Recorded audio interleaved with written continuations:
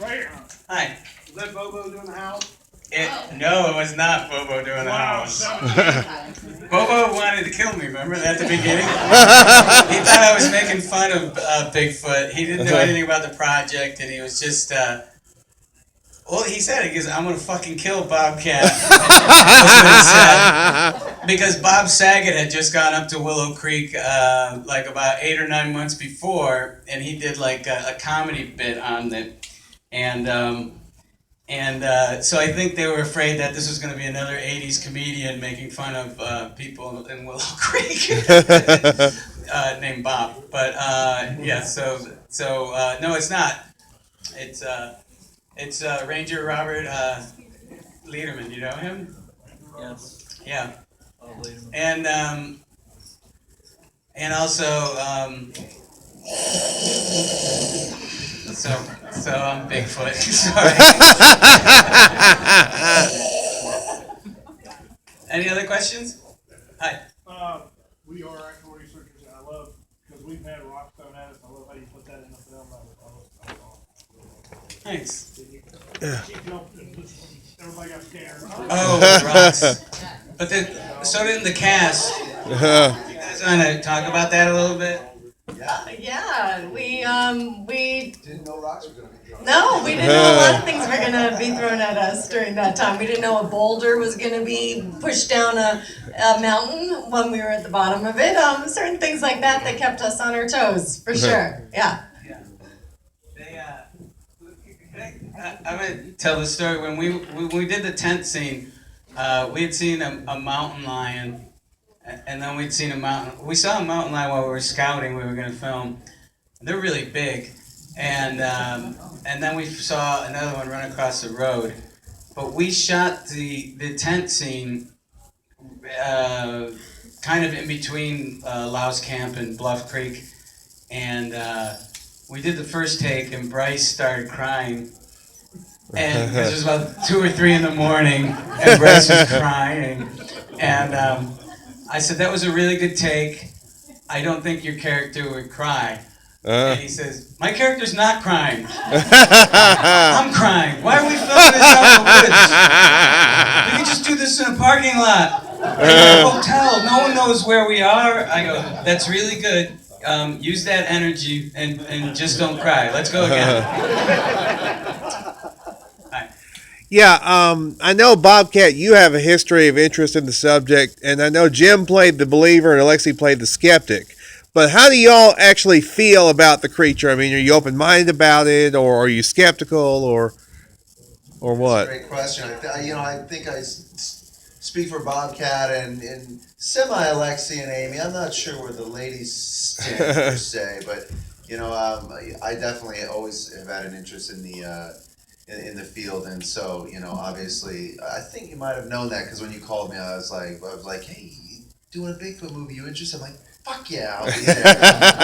Yes, and so I was definitely on board from the get-go. Cool.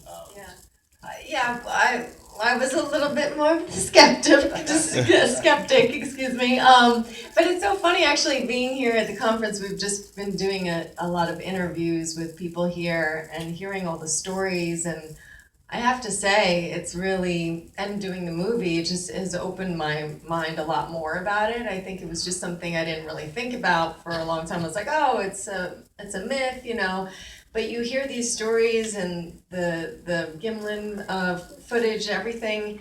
You're just like, why would people make this up? And I'm a believer in a lot of things, so I'm definitely open to it, more so now. When I was married at the time, it seems to be a common theme of people who go out in the woods looking for Bigfoot, because I'm no longer married. And she didn't believe in Bigfoot, and I believe in Bigfoot. And I think about a half a day into filming, Bryce and Alexi go, oh, I'm playing you, and I'm playing your wife. So they caught on pretty quick. Hi. Have any of you ever actually been to what they do with the Patterson? Oh yeah, we the Louse Camp is right next to it. We've been to the Patterson Gimlin site. On purpose, I did not film the actual tent scene there because I actually, out of respect, I don't know if that sounds weird to people, but I just didn't want to go there, be some Hollywood buffoons. So we're very close, but I didn't go to the site. And then we went in and looked at the site properly. But yeah, out of respect to the site, I didn't think we should be trampling it with with our crew. That guy at the end who was supposed to be the real Bigfoot, who was that? It's a woman. She's not here. Oh. Dad, you're gonna have a long ride home.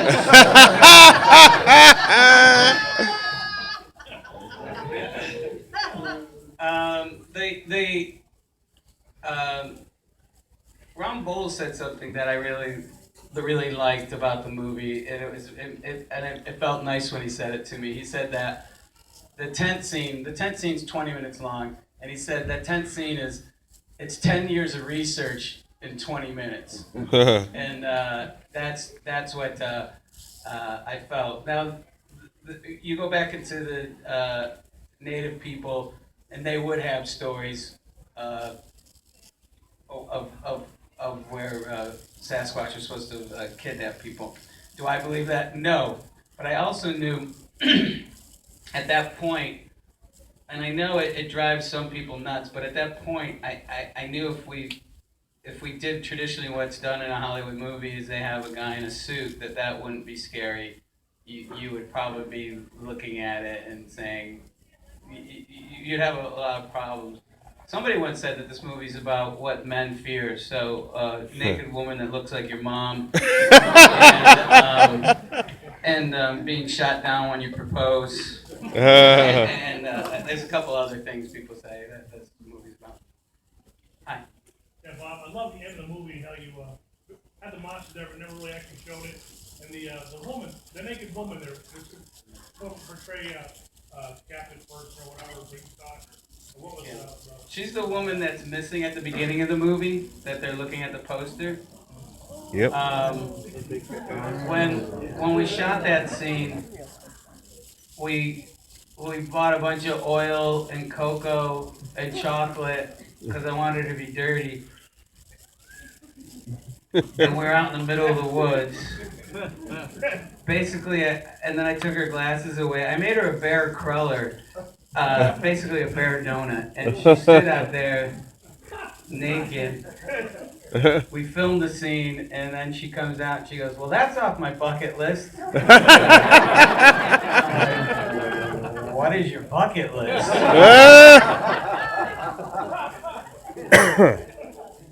Oh, right over there? Yes, you. Any of you ever had like a real Bigfoot encounter? Not yet. I've heard, I've heard vocalizations, but in traditional comedic fashion, it was upon immediately opening the doors of our car and getting out, and everybody scrambling for recorders, and it was over. So that's about right for a comedian. Also, I always worry about that. Let's say I step in shit and record Bigfoot. Nobody is going to believe that. They're going to go, "Remember that guy from Police Academy? Yeah, he's got Bigfoot footage." I think I'd be doing the community a great disservice. No way. You may, Brad.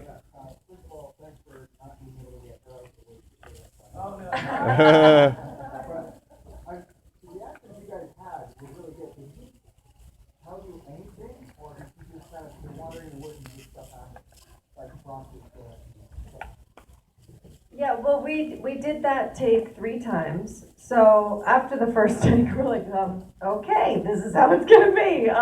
So we had a little bit more of an idea, but we didn't know when those things were coming, and we just kind of had an outline of where the scene was going. But yeah, we really didn't know much, and that's why I think he was able to get such a reaction out of us too. And on purpose, during that scene, about 99% of the noises in the movie are done live in the woods. Cool. So if if I said to these guys, I'm gonna make a noise, then you look left, then you look right, it wouldn't be right. So there was people stationed all around the forest, and we all had little cues and we for the knocking. So it was always moving around. And I was saying to someone, there's also a little thing. I don't think it. I appreciate the hotel and everything, but I don't know if it worked here. But the whole movie's in mono except when they go in the tent, and then it's actually in stereo. So I don't know. It's a pretentious thing. I just. You guys did a great job of giving the feel of them being alone out there, but how many people are actually on set in the movie? How many? One other person besides. We had Ranger Robert. Yams, were you there? Where's Yams? Was he there the first time or the second time? I was just there Just for was it the first? You weren't there the first time. no, second time. So not Yams. It was Ranger Robert, Francis, Robert's son, a couple other squatters. So probably like a total of like 9 to 11 people, including our crew and cast. So not that many of us. And then, we had my brother, who was the kid that played the ukulele. We just made him write that song in the middle of the day. We said, write a song. You're playing at the bar tonight. But he was down knocking, far out in the woods. And then we had Frank, our sound guy, by the tent. Bob and I back behind. Evan, who knows where Evan, our DP, was. He was running around somewhere. And then, Ranger Robert and Francis just throwing stuff and making calls. Yeah. One time I actually fell. Yeah, that's great. I thought he was gonna break his face. Yeah. Good Bigfoot. Bigfoot's clumsy. Sure. If during the tent scene, or at any time while you guys were out there, did you ever actually get scared? Yes. Yes, like the whole time. And then we had to go to sleep after we shot that scene. It was like, okay, good night. And then we all just went to sleep in these tents, like out in the middle. Yeah, in that same tent, out in the middle of nowhere. So, yeah, we were scared a lot. We're from Hollywood. We get scared easy.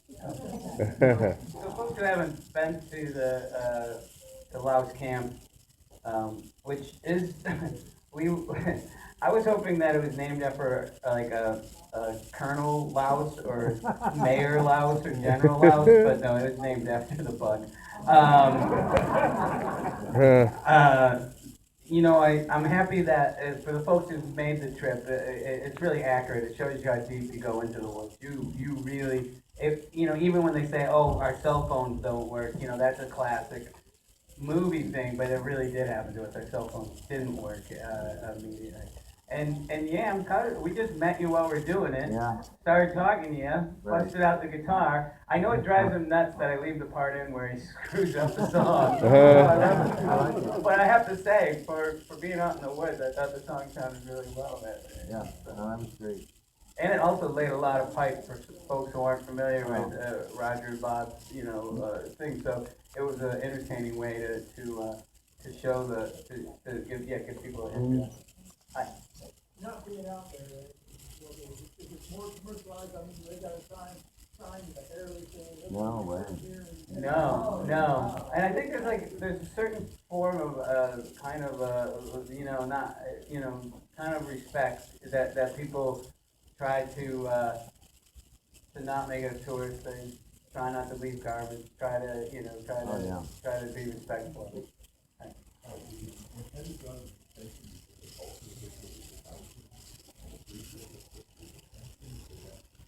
Well, the folks in the town, some of those folks were 100% real. I love the fact that when you go into Willow Creek, most of them make their living off of Bigfoot. And so they have a woman there that doesn't believe in Bigfoot welcoming guests. I was like, this is unbelievable. So she's just 100% real. It's not in the movie. She just goes, I'm done, and she walks away. She was pretty salty. But, I felt that, and Steven obviously was he knew the movie we were making, but the more folks that we could add that were real, I felt, and I felt that and the more these two felt like a real couple, they just met on the drive up. Sometimes when they were interviewing people, I didn't say, "Oh, these are two actors who just met." Just because I wasn't trying to punk anyone, but I wanted them to be natural and to give realistic performances. Yeah. Oh yeah. And there's more. There's the mural. The mural guy signed off and gave us, which was all real. Yeah. The mural, he loves to go to Burning Man, so it took us a long time to find him. But he gave us permission to use his mural.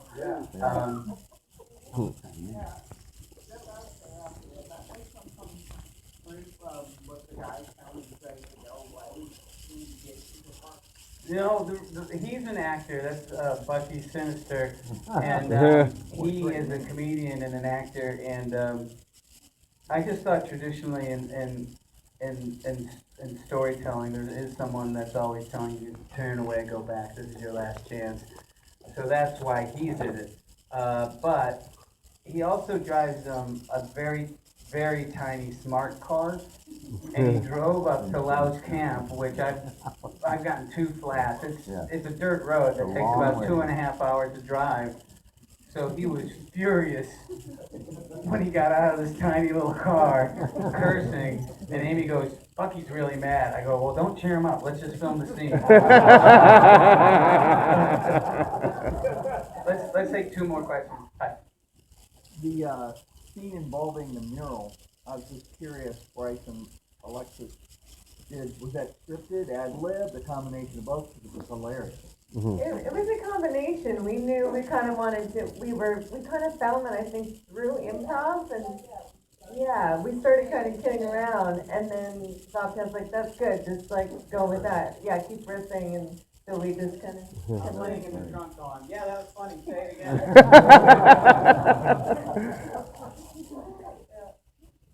Any chance of Willow Creek Q? Little Creakin'? Still rocking? We have people bring that up. I heard a good pitch the other day, which was just to do it from Bigfoot's point of view, like, who are these assholes that showed up? They were bumming me out. I don't know. I mean, I love these two, and I would only do it with them, and unfortunately, not unless I make it like Bryce isn't dead. It's like the Revenant, and he crawls on the It doesn't really, it doesn't lend itself to it. Oh, I have 2 more. One more. Hi.